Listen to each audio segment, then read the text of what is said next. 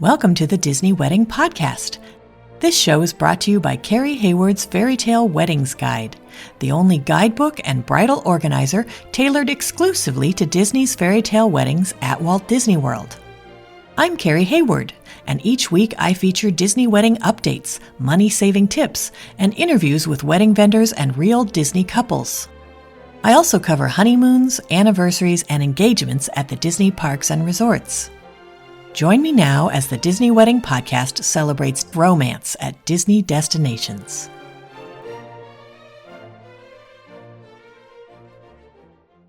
This episode of the Disney Wedding Podcast is also brought to you by Let's Go Journey, a personalized service that shows you how to earn reward points and miles by paying off wedding expenses and then maximize those rewards in order to book first or business class flights as well as accommodations at your dream honeymoon destination. Learn more at letsgojourney.com. Today on the Disney Wedding Podcast, I am speaking with Disney bride Olivia Martin about her ceremony at the Wedding Pavilion with a reception at the Grand Floridian Ballroom and a dessert party at the Grand Floridian Marina.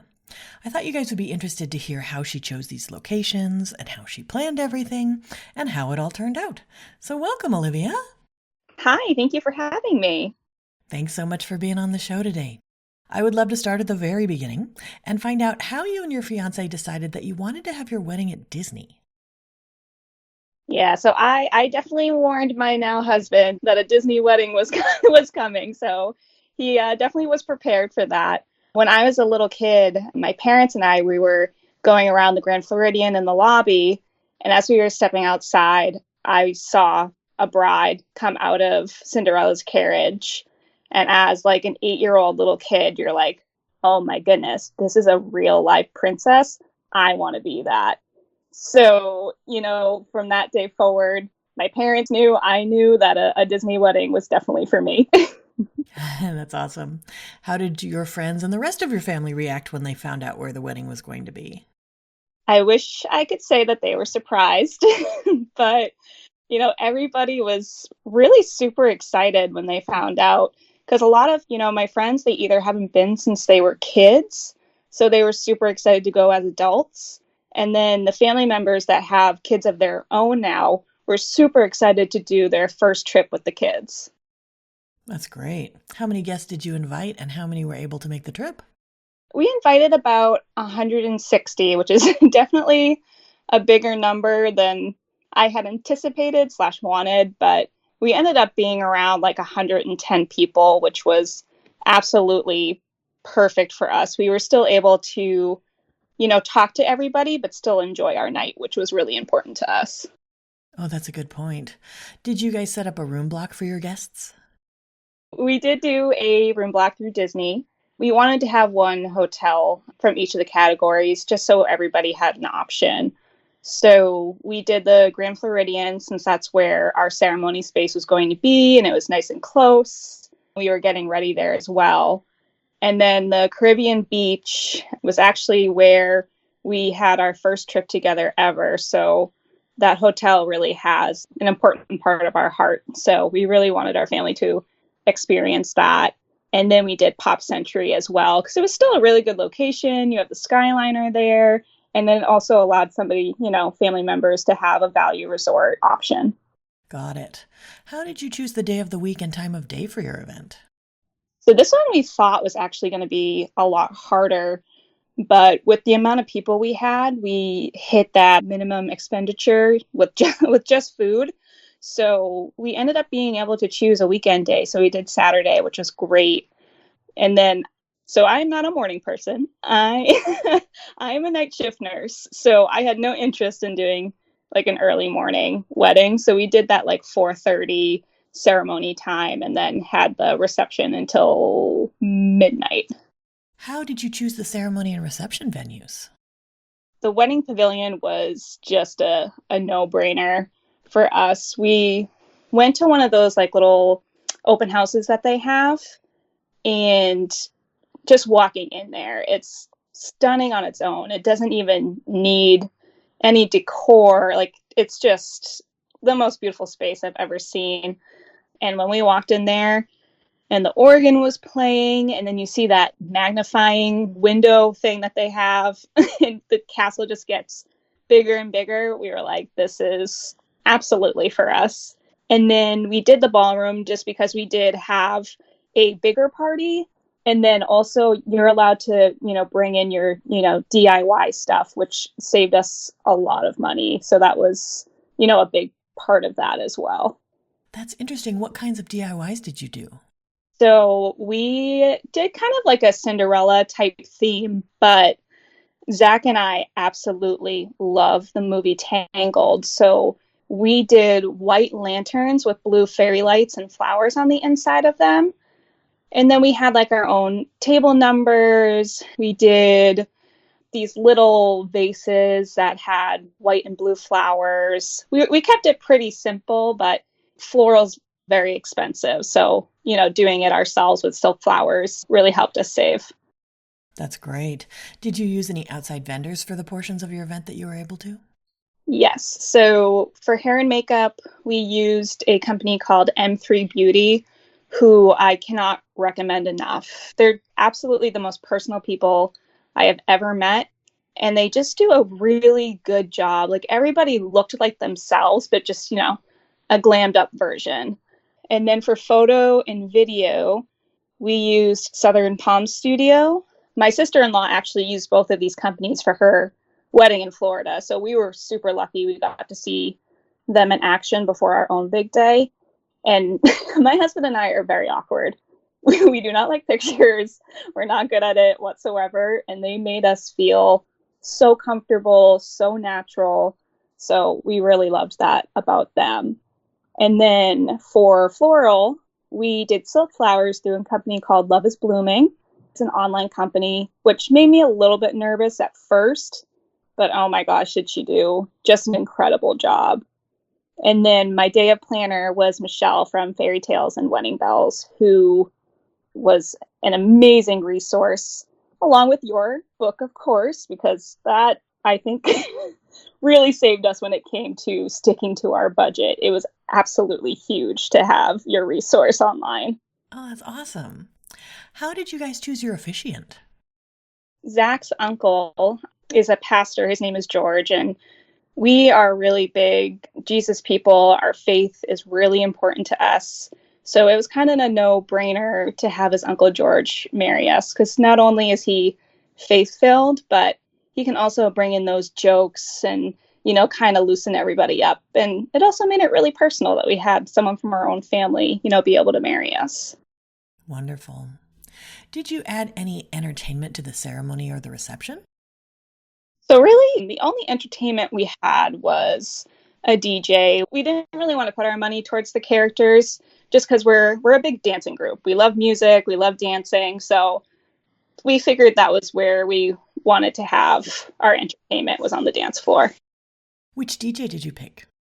We did DJ Jeremy through Disney, and he was amazing. He spoke with us, I think maybe like a week or two before our wedding. And, we went over, what songs do you absolutely not want to play, even if someone requests it, like, what songs do you absolutely have to have? Can I have a little bit of fun? Can I go out on the floor and get dances going? He was just so interactive, and, he really cared about making the wedding what we wanted it to be.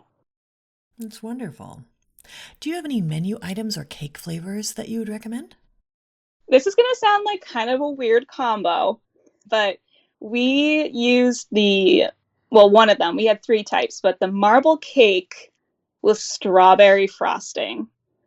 I know that sounds odd, but it I can compare it to that ice cream, the triple layer. I don't know if you remember that from when we were kids. Oh, like Neapolitan? Yeah, exactly. It was such a good mix. It was our favorite. And then let's see, for menu items. Carrie, I could talk to you for hours. So when it came to our cocktail hour, one of the main things I wanted no matter what was the spring rolls from Magic Kingdom. They are always a hit, and they were probably everyone's favorite. I think I had probably 4 of them on my own.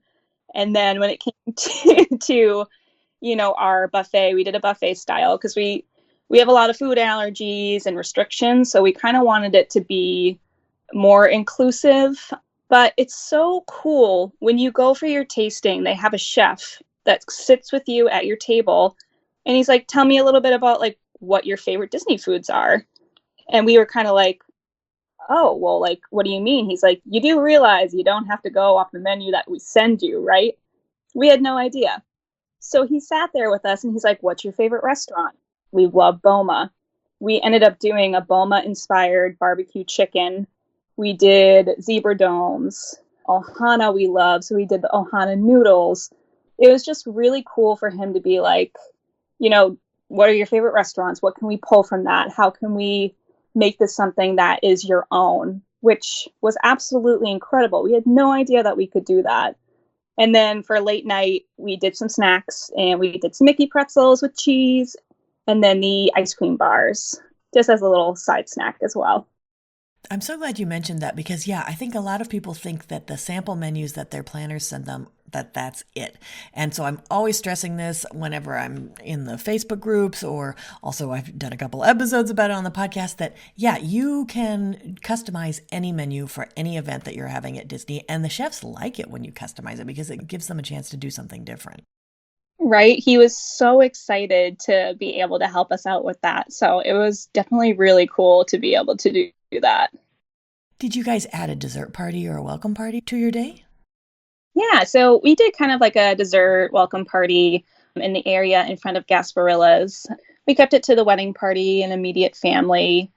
It was a really cool experience. We decided not to have any photography that day so that we could really be immersed in it. And I will say, I think that was one of our best decisions because we were able to just kind of mingle with family, enjoy the fireworks. We did do an open bar because it was just for an hour. We did beer and wine. And then one of my all-time favorite snacks in Disney, zebra domes. So we had those. We did like a Mickey waffle with chicken tenders to kind of do like a more savory option. And then we did the Dole Whip cream puffs, which really taste like a Dole Whip. It's incredible. So can you give my listeners a timeline of how the wedding day fit together? Yeah. So like I said, I'm not a super morning person, but we did start at 8 a.m. for hair and makeup because I did have 8 bridesmaids and then my mom and mother-in-law. And that went really smoothly, honestly. We kept on time throughout that whole morning. We had photo and video come from about 12 in the afternoon till 9 p.m. So they got some photos of us getting ready. We did some photos outside of our hotel room at the Grand Floridian. And we did not do a first look.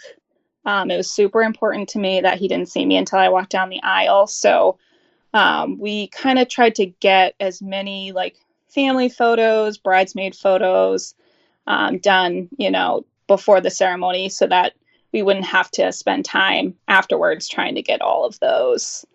I did do a first look with my dad, which was definitely the first emotional, moment of the day, but super special. And it was so cool because after that, we got to take Cinderella's carriage over to the Wedding Pavilion. And you get that, like I said at the beginning, you get that moment where you're the princess and you see those kids looking up at you like, oh my gosh, like, who is this? Like, this is so cool. Some little girl yelled and said, oh my gosh, look, it's Cinderella. And let me tell you, I almost dropped dead then and there. It was like the best moment of my life. Besides Zach and I getting to go on the carriage afterwards, of course. So our ceremony honestly went off, without any hitches. The Disney staff was incredible throughout the day. Michelle was incredible throughout the day. Everything seemed to line up pretty well. Zach and I took the carriage over to the Grand Floridian where we had our photos on those famous stairs in the lobby. And that was just a moment for Zach and I, which was really cool. Everybody else was going over to the cocktail hour. And one of the things I love that Disney does is they take the bride and groom aside. You get your own room with your own appetizers. They'll grab you a drink and you get to just spend, even like a half an hour with, your now spouse, which is a really special moment that they give to you. So really love that part. And then, after that, it was time to have some food, time to party and dance, and finally let loose because you're married. The stressful, part is over. So you're good to go. So what ended up being your favorite memory of your day? This one is a really tough one because there are just, obviously getting married should be the favorite memory of your, time. But I think Zach and I getting on the carriage and walking out to the Grand Floridian stairs was just that magical moment. You're there, you're married. I'm not really I don't like people staring at me, but it was kind of cool to have people staring at taking pictures on the stair. You really did feel like a celebrity. It was so cool. And that was finally where we got to, look at each other and be like, we're married. Like this is our forever. And look at where we are. We're in Disney, our favorite place in the whole wide world. That's fantastic. When you were planning, what were some of the most important aspects where you focused your attention or your budget? Like I said, I could talk hours about food. So definitely our number one place we wanted to put our money was food. And this is kind of like a special thing for me because I grew up with a lot of food allergies. So Disney was always a place where I could actually eat and feel safe. And then that also allowed my guests who have, allergies and special food precautions that they have to follow because, I had my uncle come up to me. He's a strict vegetarian. And he's like, this is the best wedding I've ever been to. I can actually eat food. Like, he's like, I can almost eat everything here. And that's incredible. So that was definitely where we wanted to put most of our money. And then photo and video. I know some people, they don't necessarily want to add video. I know it's expensive, but I literally watch my wedding video at least once a week. It is just one of my favorite things to have, that like in action memory, where you're watching the day through somebody else's lens. And then the third thing was doing a day of planner.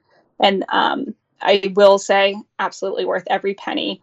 I truly think my wedding was pretty much seamless because of that. Because, Disney can only do so much. They do so many weddings. And since COVID, it's definitely been super hard for them to keep up with everything. So having that little bit of extra help went a really long way. Got it. Were there any aspects that were less important where you saved your money or just your effort? Yeah, floral was not a huge deal for us. The only floral we did was an altar arrangement. I really felt like the Grand Floridian spoke for itself. We definitely wanted to just do our own decor. We thought it was a little bit easier and definitely saved us some money as well. And then 3, the entertainment, as important as the DJ was to us, having like characters there really wasn't a super big deal for us. Although Disney did give us a little bit of pixie dust, and there was Mickey and Minnie at a wedding near one of our ballrooms, and we got to spend a few moments with them, which was absolutely so cool. So that was awesome. But yeah, I think those were definitely our 3 aspects that we didn't, care as much about. Okay. Now, did anything go wrong or just not turn out like you expected? So believe it or not, there was only one thing the entire day that didn't go to plan.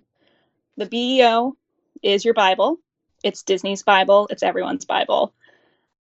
I had missed that our stair photos and the Grand Floridian were not on the BEO, so that time was not allotted at that point. It was resolved by my day of planner. She spoke to Disney. They came up with a plan, and basically we just cut off some of our time on the carriage, Zach and I, and they were able to get us that special moment. So that was really the only hiccup of the day, and it got resolved very quickly. That's wonderful. Was there anything that seemed like a big deal beforehand or you were worried about, and then it turned out not to be a big deal?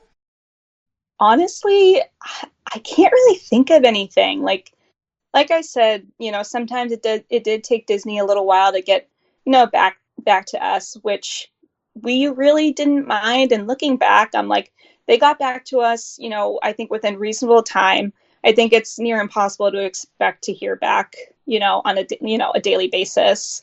But honestly, Disney did an incredible job, and I have absolutely no complaints.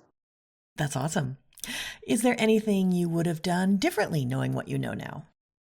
Yes, my number one thing that I forgot to do, and I read it in your book, and I can't believe I forgot, was taking water bottles out of the bar.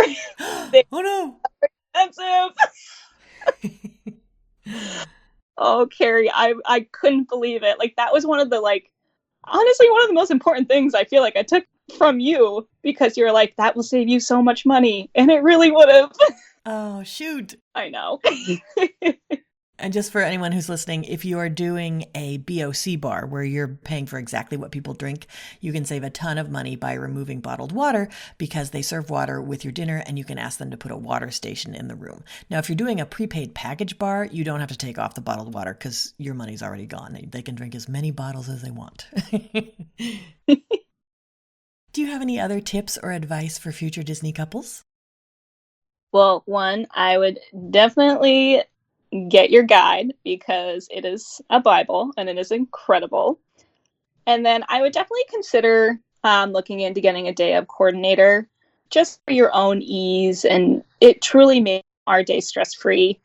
And then do what makes you and your partner happy, because ultimately this is your day. It's like your one day to be selfish and do whatever it is that you guys want. So really make sure that you guys put your wants at the forefront. That's great advice. Well, Olivia, I think you've offered a lot of great tips and advice for anyone who's interested in getting married at Walt Disney World, and I appreciate you taking the time. Thank you so much for having me. This was really awesome. That's our show for today. I'm your host, Carrie Hayward, inviting you to join me again next week for another episode of the Disney Wedding Podcast. Past shows and tons of photos for each episode are available on my website, DisneyWeddingPodcast.com, or listen in your favorite podcast app. And for instant answers to all your Walt Disney World wedding questions, check out Carrie Hayward's Fairy Tale Weddings Guide, available as an interactive ebook with continual free updates at fairytaleweddingsguide.com.